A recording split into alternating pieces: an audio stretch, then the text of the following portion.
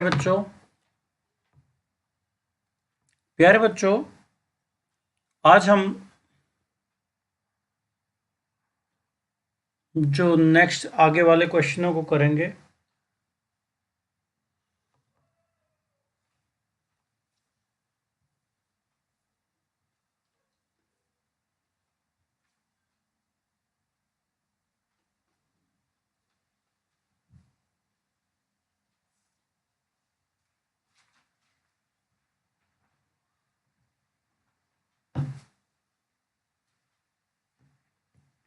जल्दी साथियों को बोल दो कि वो जुड़ जाएं।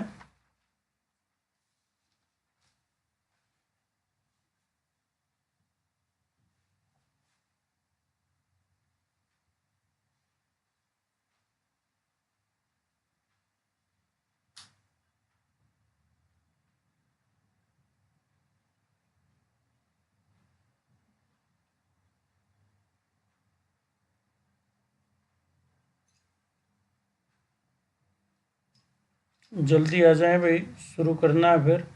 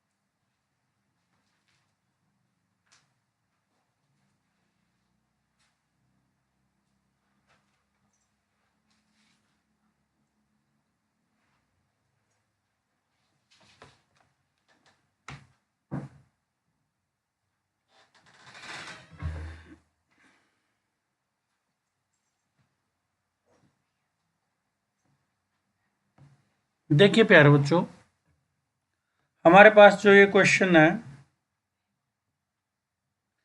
ये क्वेश्चन नंबर जो 26 है। अब ये 3-3 नंबर वाले क्वेश्चन हम कर रहे हैं।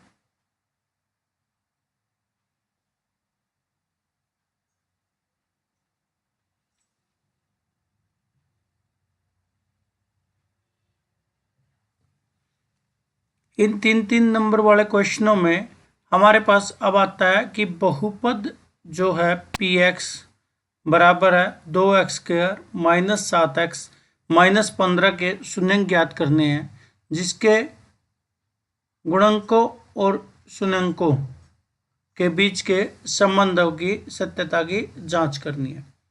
प्यारे बच्चों,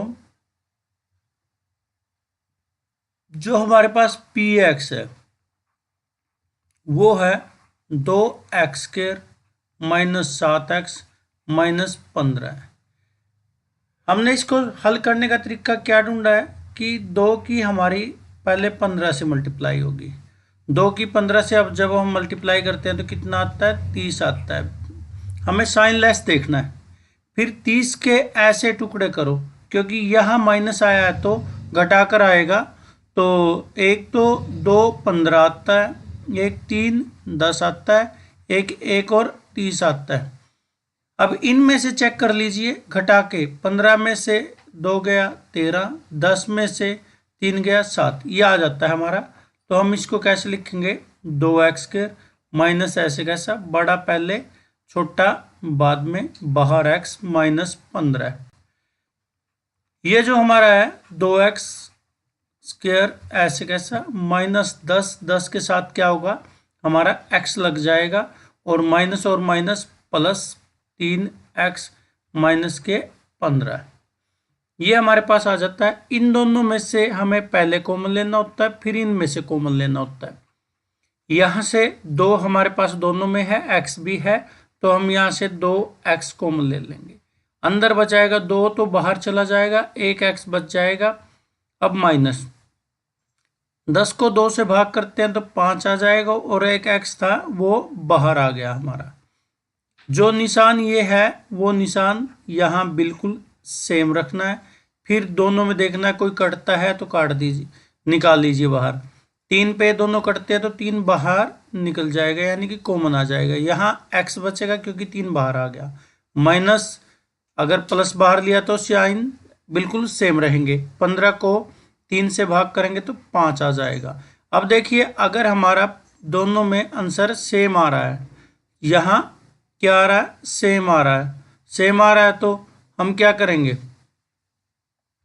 इसको बाहर रखेंगे और जो ये बाहर वाला है इसको यहाँ लिखेंगे 2x प्लस का 3। अब लिखते हैं शून्यंकों के लिए, जब इनके टुकड़े हो जाते हैं शून्यंकों के लिए करेंगे। शून्यंकों के लिए जब शून्यंक निकालते हैं तो हमारे पास क्या होता है, जो px है वो 0 रखना होता है। तो इसलिए हम क्या करेंगे, x माइनस 5 बराबर 0 रखेंगे, तो x का मान कितना आ जाएगा, 5 आ जाएगा। और दूसरा हम रखेंगे यहाँ 2x प्लस 3 बराबर 0, तो हमारे पास x 2x क्या होगा, -3 के इक्वल, और x की वैल्यू क्या आएगी, -3/2। तो हमारे पास जो शून्यंक आ जाते हैं, जो हमारे पास शून्यंक होंगे, शून्यंक आते हैं हमारे पास, एक तो आता है 5 और एक आता है -3/2। तो शून्यंकों का योग क्या होगा, शून्यंकों का योग, एक को हम अल्फा मान लेते हैं, एक को बीटा। तो हमारे पास शून्यंकों का जो योग है अल्फा प्लस बीटा, वो क्या होगा, 5 प्लस माइनस के 3/2। ये लघुत्तम आ जाता है हमारा 2, तो ये आ जाएगा 5 दूनी 10 प्लस माइनस माइनस और 3 ऐसे कैसा, ये आ जाता है 7/2। और शून्यंकों का गुणनफल, शून्यंकों का गुणनफल, गुणनफल ये हम क्यों कह रहे हैं, क्योंकि यहाँ जो गुणनकों और शून्यंकों के बीच का संबंध की सत्यता जांच करनी है, इसलिए हम कर रहे हैं। तो अल्फा गुणा बीटा, ये आ जाएगा अल्फा 5, बीटा -3/2, 5 दिए 15 आ जाएगा, माइनस के 15/2। अब हमारे पास जो ये दे रखा है, हमारे पास दिया क्या है, ये px में हमारे पास क्या होता है, 2x² माइनस 7x माइनस के 15। जब हम इसकी तुलना करते हैं ax² प्लस bx और प्लस c से, तो यहाँ कंपेयर करते हैं तो a का मान 2, b का मान -7 और c का मान -15 आता है। जो शून्यंकों का योगफल क्या होता है, शून्यंकों का योगफल वो आता है -b/a, यानी कि -7, a का मान 2, क्या आ जाएगा 7/2। हम देखते हैं कि यहाँ जो आंसर आते हैं दोनों सेम आ गए। फिर आगे शून्यंकों का गुणनफल, शून्यंकों का गुणनफल, गुणनफल वो क्या होता है, वो होता है c/a। c का मान कितना आता है, -15, a 2। तो हम देखते हैं कि ये और ये मान भी दोनों बराबर है। तो यहाँ से क्या होगा, हमारी गुणांकों और शून्यंकों के बीच की जो सत्यता की जांच हो गई। ये था हमारा पहला क्वेश्चन। पूरा आता है तो आपको करना पड़ेगा।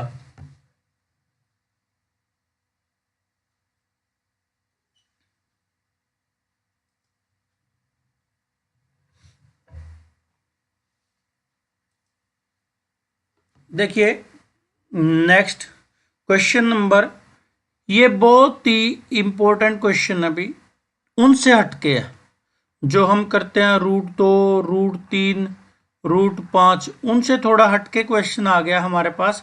ये क्वेश्चन है कि √6 एक अपरिमेय संख्या है, इसको सिद्ध करना है। इस क्वेश्चन को सिद्ध करने के लिए हमें थोड़ा सा सोचना पड़ेगा। इसका सलूशन निकालते हुए हम विरोधाभास से चलेंगे। हम मान के चलेंगे कि माना जो हमारे पास आता है, जो वर्गमूल 6 है, वो एक परिमेय संख्या है। क्या है, परिमेय। हमें क्या सिद्ध करना है, अपरिमेय, पर हम लेके चलेंगे परिमेय संख्या है, परिमेय है। तो यहाँ हम क्या करेंगे, यहाँ वर्गमूल 6 को हम p बाई क्यू के रूप में लिख सकते हैं, जहां q क्या होगा, 0 नहीं होगा। और p और q क्या है हमारे पास, p और q पूर्णांक है। क्या है, पूर्णांक। अब मान के चलते हम, माना p और q जो हमारे पास सहभाज्य है, सहभाज्य। सहभाज्य का मतलब ये होता है कि हमारे पास जो p और q है उसका HCF जो है पी क्यू का, वो एक है। यानी कि ये कटते नहीं है, एक दूसरे पर कटते नहीं है, केवल एक को छोड़ के। अब क्या करेंगे, अब हम करेंगे कि जो p बाई क्यू है उसको हम क्या लिखेंगे, √6 के बराबर। दोनों तरफ वर्ग करेंगे, दोनों तरफ वर्ग करें। जो हमारे पास वर्ग करेंगे तो क्या होगा, p वर्ग q वर्ग इज इक्वल टू 6। तो यहां से हमारे पास जो p क्या आ जाएगा, p का जो वर्ग है वो आ जाएगा 6q²। तो यहां हमारे पास क्या नजर आ रहा है कि जो ये नंबर है, ये 6 एक सम संख्या है और 6 सम संख्या के साथ कुछ ना कुछ ये दे रखा है। इसका मतलब क्या होगा कि जो ये किसका मान आया, ये हमारे पास p का मान आया। तो ये जो है 6q² जो कि p² के बराबर है, ये क्या है, सम संख्या है, सम संख्या है जो 2 से विभाजित होती है।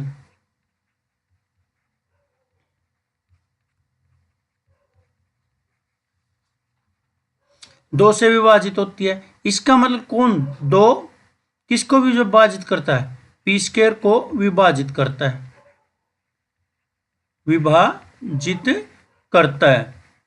और 2 क्या है हमारे पास, 2 क्या है, 2 अभाज्य संख्या है। क्या है, अभाज्य संख्या। 2 हमारे पास अभाज्य संख्या है, तो इसका मतलब 2 p को भाग करेगा, को भी भाग करेगा।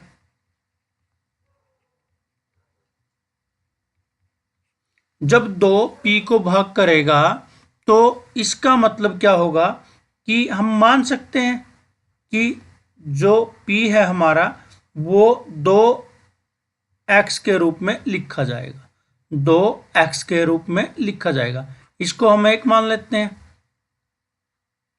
इसको 2 मान लेते हैं। अब 2 को 1 में रखेंगे तो क्या आ जाएगा, अब जो हम क्या करें, यहां 1 में इसकी जगह p की जगह ये रख दिया, 6q²। हमारे पास 6q², तो यहां ये कितना आ जाएगा, 4x² बराबर आ जाएगा 6q²। अब हम इसको क्या करते हैं, 2x² बराबर है 3q², 3q²। अब ये भी क्या है, ये भी हमारे पास सम संख्या है, ये क्या है, सम संख्या। तो इसका मतलब 2 है जो किसको भाग करेगा, 2 हमारा यहां 3q² को भाग करेगा। क्या होगा, जो हमारे पास है 2 क्या कर रहा है, 2 यहां 3 और q² को भाग कर रहा है। आप जानते हो 2 3 को तो भाग कभी नहीं करेगा, नहीं करेगा। तो इसका मतलब क्या होगा, 2 यहां q² को भाग करेगा, को भाग करेगा। तो यहां 2 q² को भाग करता है और 2 क्या है, ये हमारे पास अभाज्य संख्या है। तो इसका मतलब क्या होगा, 2q को भाग करेगा, इसको 2q को भी भाग करेगा।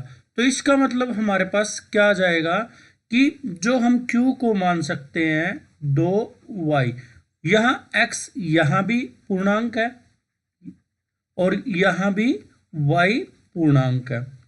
तो अब हमने क्या देखा, इसका नाम इक्वेशन 3 रख लेते हैं। जो 2 थी हमारे पास, 2 थी p बराबर 2x, q थी हमारे पास 2y। अब ये जो p और q है, ये जब 2 गुणा x और 2 गुणा y के रूप में लिखा हुआ है, इसका मतलब कम से कम 2 p और q दोनों को भाग करता है। तो इसका मतलब जो HCF हो सकता है, जो PQ का HCF क्या होगा, 2 होगा। इसका मतलब हमारे पास HCF क्या आ रहा है, कम से कम 2 आ रहा है। हमने माना क्या था, माना था HCF हमने माना था PQ का 1। यहाँ पे ये मान के चले हैं कि ये सहभाज्य है, परंतु हमने क्या सिद्ध कर दिया यहाँ पे कि इसका तो HCF क्या है, वो 2 आ गया। इसका मतलब यह हुआ, हमारा जो मानना था, हमारा मानना जो गलत था, तो इसका मतलब क्या मानना था हमने माना था जो वर्गमूल 6 है वो क्या है, वो PQ के बराबर, P/Q के बराबर माना था, जो कि गलत है। इसका मतलब जो चीज़ P/Q के रूप में नहीं लिखी जाती वो क्या होती है, वो एपरी में होती है। क्या होती है, एपरी में। ये हमारे क्वेश्चन नंबर 27 का प्रूफ था। ये ध्यान से करना, बहुत इंपॉर्टेंट क्वेश्चन है। समझ में आया?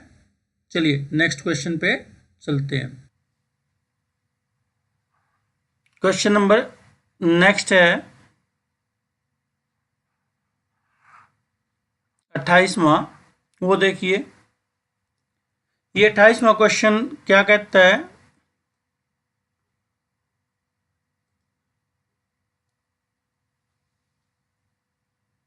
यहां से कि 3 वर्ष पूर्व वरुण की आयु का व्युत्क्रम अब से 5 वर्ष पश्चात उसकी आयु के व्युत्क्रम का योग कितना, 1/3 है। तो उसकी वर्तमान आयु आपको ज्ञात करनी है।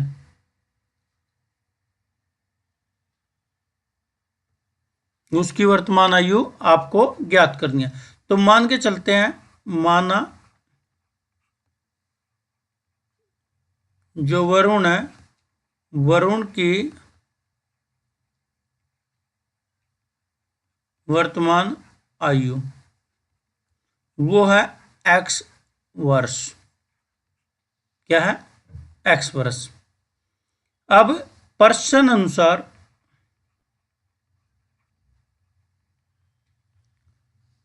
3 वर्ष पूर्व वरुण की आयु, अब पूर्व की बात है, पहला की बात है। ये पहला तो कितनी हुई थी, 3 इसमें से घट जाएगा, 3 वर्ष। और प्रश्न अनुसार 5 वर्ष पश्चात,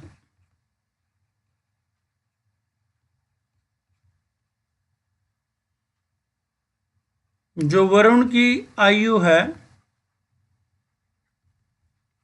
वो क्या होगी, जो हमारे पास है x है, x लेंगे, x + 5 वर्ष हो जाएगी। अब इसने क्या कहा, इनकी व्युत्क्रम, व्युत्क्रम क्या होता है, व्युत्क्रम होता है जैसे x है तो उसका व्युत्क्रम 1/x हो जाएगा। तो प्रश्न अनुसार क्या कहा है, हमारे पास 1/x - 3 + 1/x + 5 बराबर 1/3 है। इसके बराबर है उनके व्युत्क्रम का योग बात कर रखी है यहाँ पे। तो ये क्या है, इनके जो व्युत्क्रम का योग है। अब एलसीएम ले लीजिए। एलसीएम क्या होगा, इनका x minus 3, x plus 5, x plus 5 plus x minus 3 बराबर है 1/3। यहाँ सोल्व करते हैं तो हमारे पास क्या आ जाएगा, 2x प्लस 2, नीचे आता है x square plus 2x minus के 15, और ये आ जाता है 1/3। क्रॉस मल्टीप्लाई करते हैं तो क्या आ जाएगा, 6x बराबर एक्स स्क्वायर प्लस के 2x माइनस का 15। क्रॉस मल्टीप्लाई कर दी। अब इस क्रॉस मल्टीप्लाई को हम सिंप्लीफाई करते हैं, क्या आ जाएगा, 2x square plus 2x minus 15 minus 6x minus के 6 बराबर 0। यहाँ क्या आ जाएगा, 2x स्क्वायर माइनस के 4x और ये माइनस के 21 बराबर 0 आ जाएगा। अब यहाँ वही फॉर्मूला यूज करना आपको, 21 दूनी 42, 42 के ऐसे टुकड़े करने हैं जिनका आंसर 42 आता हो, गुणा तो 42 और घटा के आंसर क्या आता, ये हमारा, हम 21 और 2 के भी कर सकते हैं, 2 का तो 1 और 2 आएगा, 21 के 7 और 3 आएंगे, क्या आएगा, यहाँ 7 दूनी 14, ये हमारे पास 3 आएगा, 14 माइनस 3 ये तो बनता नहीं, और ये कितना आएगा, यहाँ पे 7, ये 7 और 6 तब भी नहीं बनता। इसका मतलब इस मेथड से कहीं ना कहीं हमारी कोई मिस्टेक ना हो गई हो। 3 वर्ष पूर्व व्युत्क्रम देखा तो घटा दिया, 5 वर्ष पश्चात जोड़ दिया, तो उनके व्युत्क्रम का योग, इनका योग कितना आता है, 1/3। एलसीएम लिया, ये उधर ये इधर, क्या आ जाएगा, 2x प्लस के 2 आया, 6 आ गया, इनकी गुणा बिल्कुल एक्स स्क्वायर आएगी, प्लस का 2 भी बचेगा, माइनस के 15 बचेगा, उधर लेके जाते हैं एक्स स्क्वायर प्लस 2, फिर ये माइनस 21, 6x यहाँ बिल्कुल ठीक है,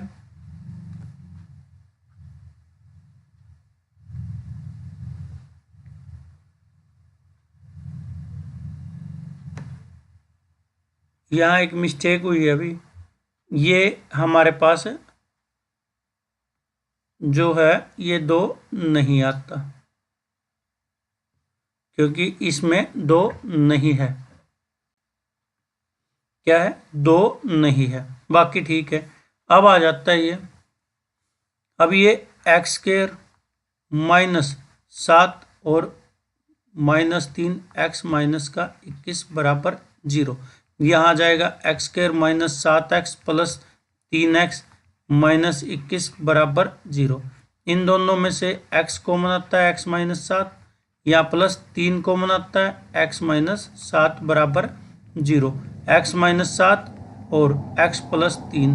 जब इनको सोल्व करेंगे तो क्या आ जाएगा, x का मान 7 आएगा या x का मान माइनस 3 आएगा। यहाँ पे हमारे पास जो x है वो एज है, वो x बराबर आयु है, और आयु कभी माइनस में नहीं होती, इसलिए इसको छोड़ देते हैं। x का मान कितना आएगा, 7 आएगा, यानी कि जो वरुण है उसकी जो हम वर्तमान आयु है वो x वर्ष है। अब नेक्स्ट क्वेश्चन देखिए, कहता है एक व्यक्ति 1000 रुपये को 5 रुपये और 10 रुपये के नोट में बदलना चाहता है, उसे कुल 180 नोट चाहिए, यानी कि कुल राशि कितनी है, कुल राशि, जो कुल राशि है वो कितनी है, 1000 रुपये है। और जो कुल नोट है वो कितने हैं, कुल नोट वो हैं 180। मान के चलते हैं, माना x रुपए के कुल नोट, x मान लेते हैं 5 रुपए के, 5 रुपए के कुल नोट जो हमारे पास है वो x है, उनकी संख्या x है। और जो 10 रुपए के हैं उनकी नोट की वैल्यू कितनी है, y है। यानी कि कुल नोट x प्लस y, नोटों की संख्या क्या है, 180। ये समीकरण 1 है। और जो हमारे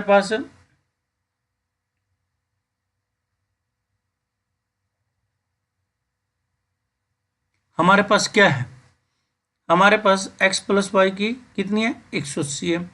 और जो नोटों की किस जो राशि होगी वो कैसे आएगी, 5 के जितने नोट हैं उनकी 5 से गुणा कर दें, और जो 10 के जितने नोट हैं उनकी 10 से गुणा कर दें, तो टोटल रुपए कितने बनेंगे, 1000।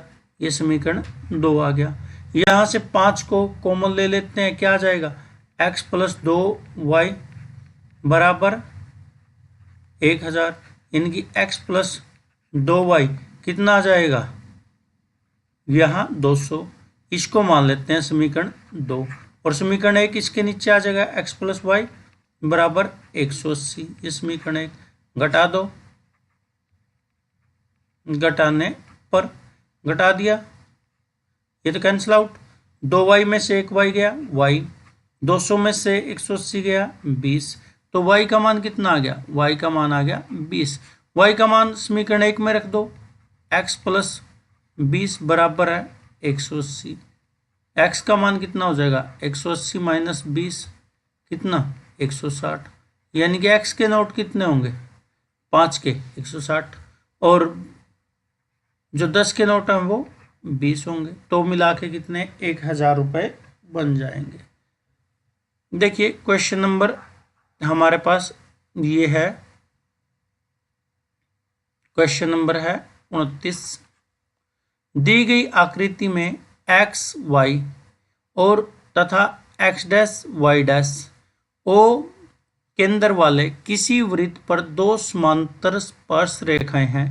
स्पर्श बिंदु C पर स्पर्श रेखा ए बी एक्स वाई को A और एक्स डैश वाई डैश को B बिंदु पर प्रतिच्छेद करती है। सिद्ध करना है कि जो ए बी वृत्त के केंद्र पर एक समकोण बनाती है, जो हमारे पास वृत्त के केंद्र पर समकोण बनाती है। ये देखिए, ये हमारे पास दे रखी है, क्या दे रखी है, ये कलर अलग ले लेते हैं, ये आ जाएगी, ये हमारे पास एक्स वाई जो वृत्त की स्पर्श रेखा है, ये एक्स डैश वाई डैश वृत्त की स्पर्श रेखा है। एक आदर्श स्पर्श रेखा है जो ए बी है, जो वृत्त को सी बिंदु पर स्पर्श करती है। एक्स वाई पी और क्यू पर स्पर्श करता है, ओ वृत्त का केंद्र है। यहां से आगे हम करते हैं, जो एक्स वाई है वो समांतर है एक्स डैश वाई डैश पे, और तब पी क्यू क्या होगा, पी क्यू वृत्त का व्यास होगा। और जो हमारे पास स्पर्श रेखा, देखिए जो कोण है ओ पी ए, वो कोण हमारा 90 डिग्री का है। कितना, 90 डिग्री का। क्यों, क्योंकि जो वृत्त की स्पर्श रेखा है वो वृत्त की त्रिज्या के साथ स्पर्श बिंदु पर क्या समकोण आंतरित करती है। इसी तरह से ये हमारे पास जो कोण है ओ क्यू बी, वो भी कितने का होगा, 90 डिग्री का होगा, 90 डिग्री का होगा। अब ये भी एक रेखा है, ये भी ए बी भी एक रेखा है, और क्यू बी और पी ए भी एक रेखा है। तो इसका मतलब क्या होगा, जो पी ए बी क्यू चतुर्भुज होगी, क्या होगी, चतुर्भुज, चतुर्भुज होगी। तो इसका मतलब इसके चारों कोणों का जोड़, यानी कि कोण क्यू पी ए प्लस कोण पी ए बी प्लस कोण क्यू बी ए प्लस कोण बी क्यू पी, सबका जोड़ कितना होगा 360। अब हमारे पास ये कोण 90 का, ये भी कोण 90 का, हमारे पास ये कोण कितना है पी ए बी प्लस कोण क्यू बी ए, ये 360 का। अब 180 इनका जोड़ हुआ, उस साइड लेके जाएंगे तो क्या हो जाएगा हमारे पास 180, यानी कि कोण जो होगा पी ए बी प्लस कोण क्यू बी ए, इन दोनों का जोड़ कितना होगा 180। ये समीकरण 1 मान लेते हैं। जो ये पूरा कोण है और ये कोण है, ये क्या होगा हमारे पास 180। अब ए और बी जो वृत्त के बाहरी कोण है, बाहरी कोण नहीं, अभी बिंदु मान लीजिए बिंदु है, तो हम जानते हैं कि जो बाहरी बिंदु होता है, जैसे ये वृत्त है, अगर ये बाहरी बिंदु है, अगर हम इसको यहां केंद्र से जो बाहरी बिंदु को मिलाने वाली रेखा होती है, जो स्पर्श रेखाएं होती हैं, उनके द्वारा बनाए गए कोण को समद्विभाजित करती है। तो इसका मतलब क्या हो गया, जो कोण ओ ए जो बी है, वो कोण ओ ए पी होगा, यानी कि पूरे दोनों कोण बराबर होंगे। जो किसके आधे होंगे, ये होंगे कोण पी ए बी के आधे। एक तो ये कंडीशन हमारे पास आ गई। इसी तरह जो ये कोण है, जो कोण होगा ओ बी ए, यानी कि ये वाला कोण, और ये जो कोण है O B Q, O B Q, वो किसके बराबर होगा, वो हमारा बराबर होगा जो कोण क्यू बी ए है उसका आधा। हमें यहां लिखना पड़ेगा बाहरी यह जो बिंदु है को केंद्र से मिलाने पर वह रेखा स्पर्श जो रेखाएं हैं, रेखाओं द्वारा बाह्य बिंदु पर बने कोण को समद्विभाजित करती है, समद्विभाजित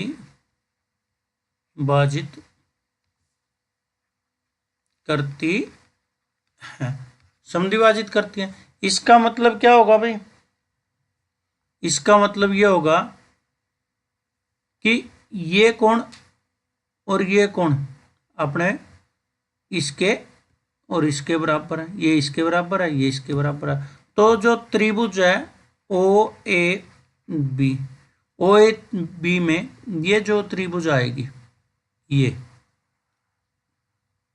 त्रिभुज के जो तीनों कोणों का जोड़ क्या होता है, त्रिभुज में जो कोण आएगा A O B plus O A B plus O B A, तीनों का जोड़ कितना होगा 180।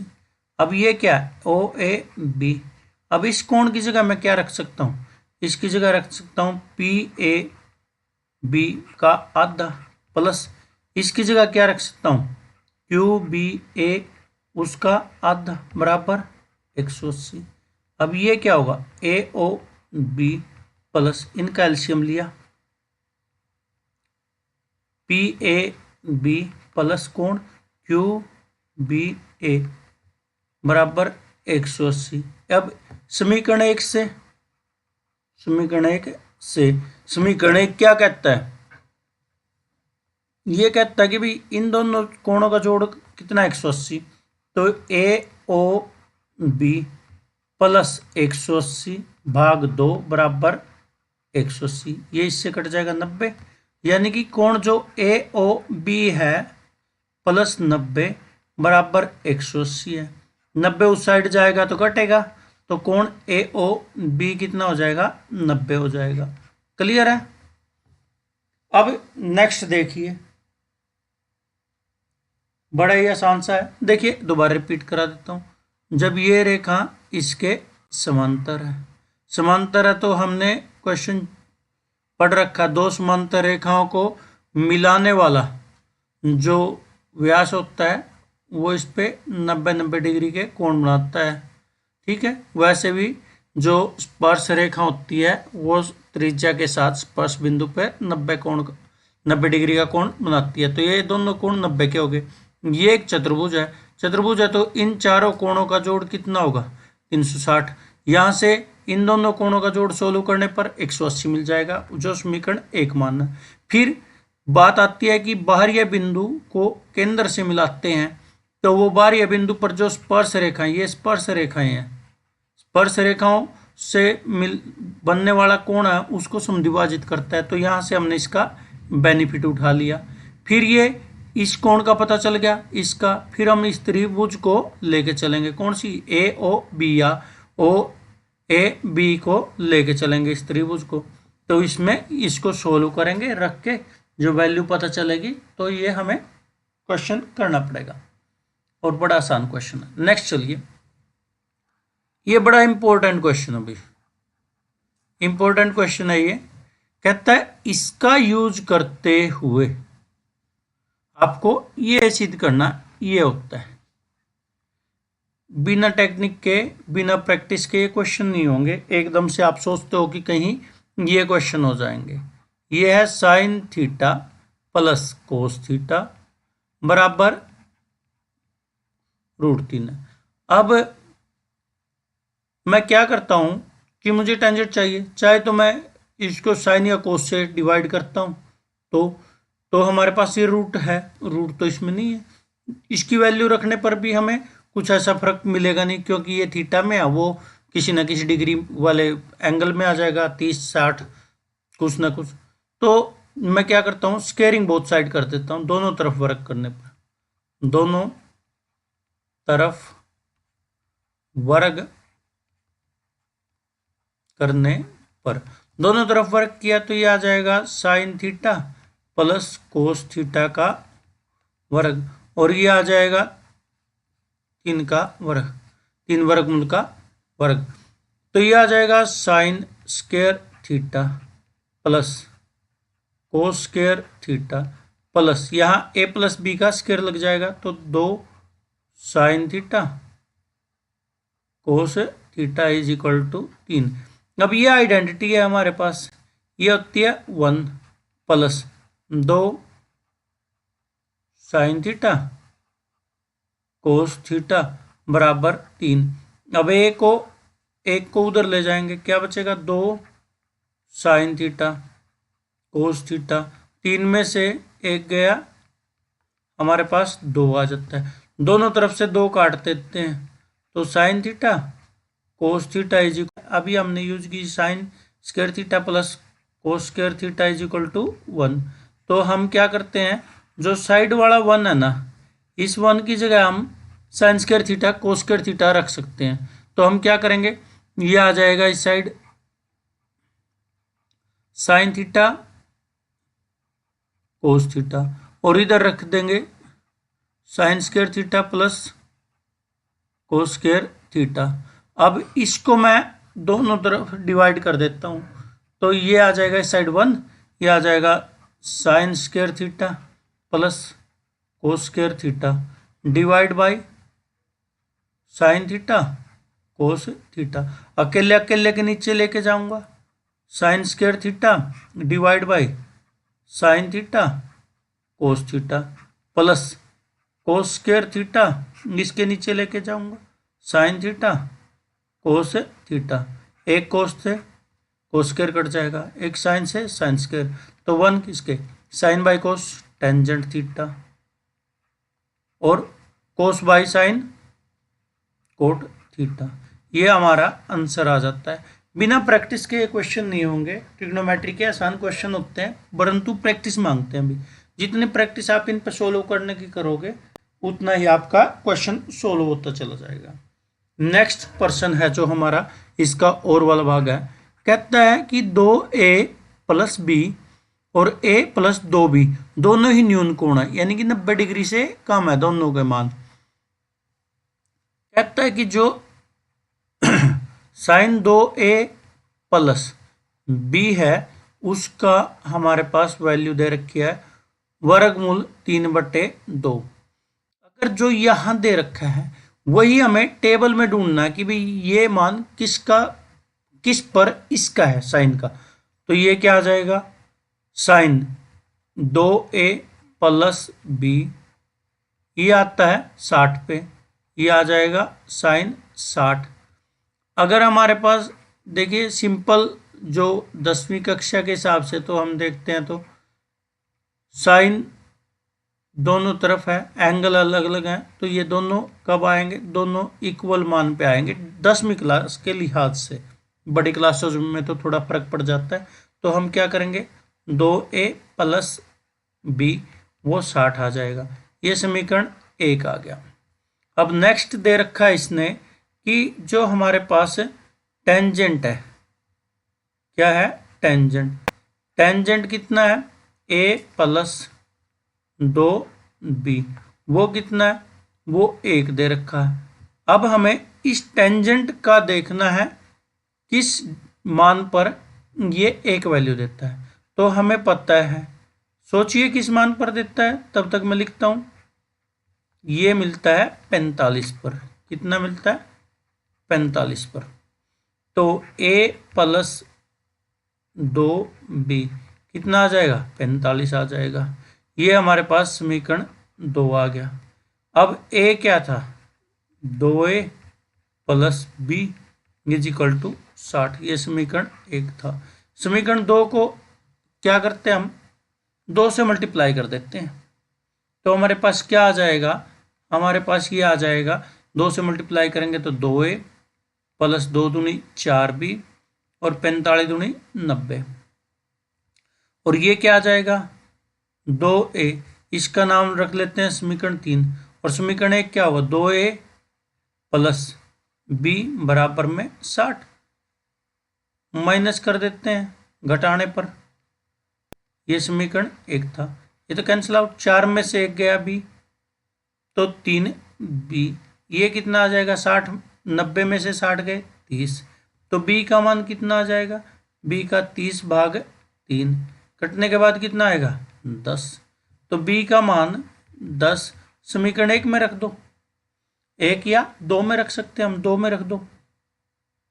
समीकरण जो 2 है वो क्या कहेगा, वो कहेगा a प्लस 2 गुणा 10 बराबर है 45, तो a कितना आ जाएगा 45 माइनस 20 कितना आ जाएगा 25 आ जाएगा, a का मान भी 25 आ गया।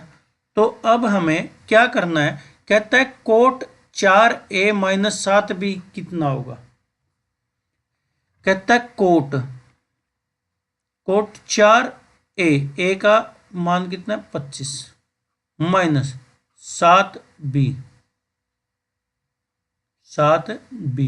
b की मान कितना है 10, तो हमारे पास क्या आएगा कोट 25 चौके 100 होता है, 7 दाएं 70, यानी कि कोट जो 30 पर हमें मान पूछा है 30 डिग्री पर, यह होता है जो वर्गमूल 3, कितना होता है वर्गमूल 3। इस तरह के क्वेश्चन वो पूछेगा, स्टैंडर्ड मैथ वाले तैयार रहें कि वो आपको घुमा फिरा के क्वेश्चन पूछने की आदत डाल रहा है, क्योंकि सीबीएसई में तो बहुत अच्छे क्वेश्चन आते हैं, या हरियाणा बोर्ड में भी लास्ट ईयर भी काफ़ी अच्छे आए थे, अब की बार भी आ रहे हैं, तो थोड़ा ध्यान दें। अब अब जो हमारे पास आज का अंतिम क्वेश्चन है, क्या है कि जो हमारे पास ये क्वेश्चन है, क्वेश्चन नंबर 31, अच्छी प्रकार से फेंटी गई 52 ताश के पत्तों की एक गड्डी से सभी वर्ड का है, सभी ईंट के पत्तों को है ये को हटा दिया जाता है। बाद में शेष से एक पत्ता यादृच्छा निकाला जाता है कि निकाला गया पत्ता एक बादशाह होने की प्रायिकता क्या है। कुल पत्ते कितने थे? कुल पत्ते थे अपने पास 52। ईंट के पत्ते थे बच्चे 13। तो शेष बचे पत्ते, शेष बचे पत्ते कब? ईंट के पत्ते हटाने पर। ईंट के सभी पत्ते हटाने के बाद। कितने पत्ते थे? 52। उनमें से हमने 13 हटा दिए, कितना बचे? 39। अब क्या करना है? ई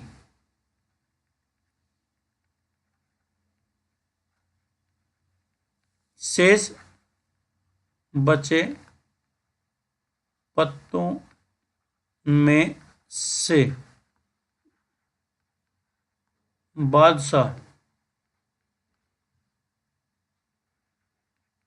आने की घटना।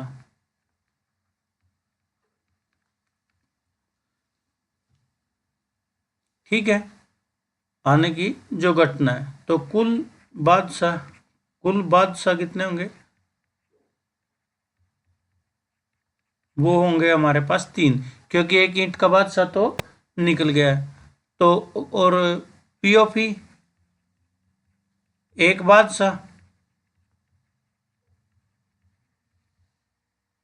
बादशाह आने की प्रायिकता।